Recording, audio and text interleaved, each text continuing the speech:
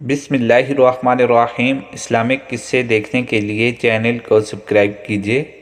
حضرت یوسف علیہ السلام جب مصر کے بازار میں بکنے کے لیے لائے گئے اور ایسے جاہ و جلال کے وقت جب کہ یوسف کے حسن کا بازار نہایت گرم تھا، جب کہ ہزارہ مرد و عورت بے خود اور بے دم ہو کر مر رہے تھے، ایک عورت جس کا نام فارغہ تھا اور مصر کی ایک رئیس زادی تھی، وہ متعدد خچر مال و دولت کے ساتھ لے کر حضرت یوسف کو خریدنے کے لیے آئی۔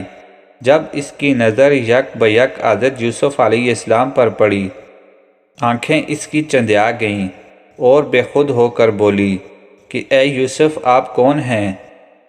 آپ کا حسن و جمال دیکھ کر میری تو عقل قائم نہیں رہی ہے۔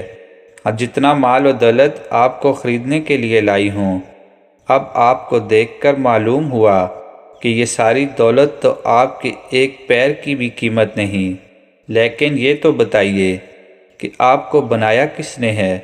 حضرت یوسف علیہ السلام نے فرمایا، میں اپنے خدا کا بندہ ہوں، اسی نے مجھے بنایا ہے اور اسی نے میری صورت ایسی حسین بنائی ہے کہ تم دیکھ کر حیران رہ گئی ہو۔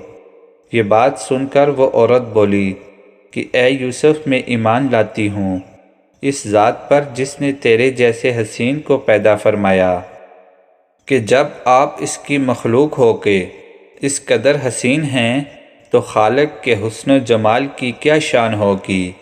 یہ کہہ کر اس عورت نے سارا مال اللہ کی راہ میں غریبوں مسکینوں کو دے دیا اور سب کچھ چھوڑ کر محبوب حقیقی کی تلاش میں لگ گئی۔